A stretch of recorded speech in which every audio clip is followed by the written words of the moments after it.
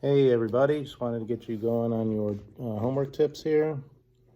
So for the first one, it's Claire's using a little wooden cubes with edge lengths of 1/2 inch to build a larger cube that has edge lengths of 4 inches. So what you want to do here is think about the volume.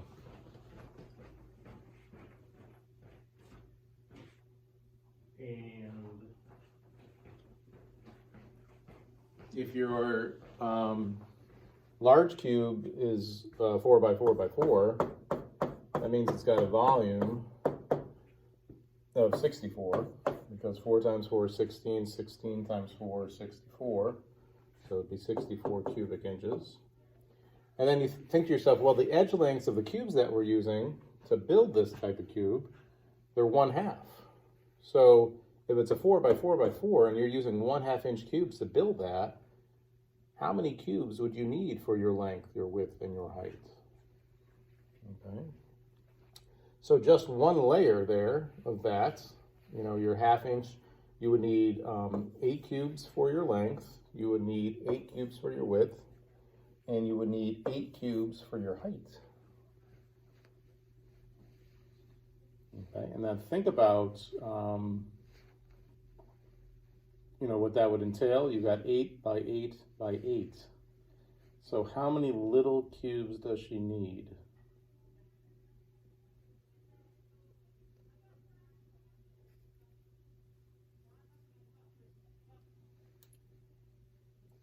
So multiply your 8 by 8 by 8.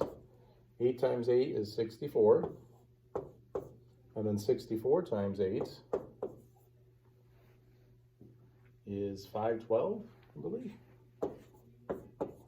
Yep, 512. Okay.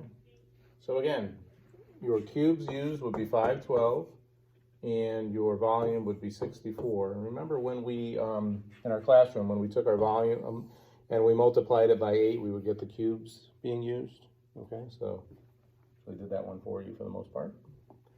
All right, next one. Triangle has an area of 7 7/8 and a base of 5 1/4. So remember, our formula is area equals base times height divided by 2. And again, they give you the area here. They give you the 7 7/8, and they give you the base, 5 1/4. So you got to figure out what the height is. Now remember what you have to do here. You've got to divide 7 7/8, the area, by the base. That will give you the height, but only after you divide these two, multiply it by 2. So you're really dividing 7 7/8 by 5 1/4, and I would change the 1/4, I would change that to 8ths. So it would be dividing by 5 2/8. And I would change these to fractions. 7 times 8, 56, plus 7 is 63. So you got 63/8 divided by 42/8. Now again, if you've got denominators that are identical, you do not have to do anything but divide the numerators. How many 42s fit into 63? Okay. And then whatever you get here, you've got to multiply by 2. Put it into the original formula here, put it in for here, see if it works. All right, the next one. Which of the following expressions can be used to find out how many cubes with edge length of 1/3 fit in a prism that is 5 by 5 by 8? So again, think of how many 1/3 cubes you would need to make 5 units long, 5 units wide, and 8 units high. That will help you there. And it's similar to what we did for the first one. A builder is building a fence with a 6 1/4 inch wide wooden boards arranged side by side, no gaps or overlaps. How many boards are needed to build a fence that is 150 inches long? You're looking to find out how many 6 1/4 are inside of 150. So there's your division. Okay? Again, change the numbers however you need to make it easier for yourself.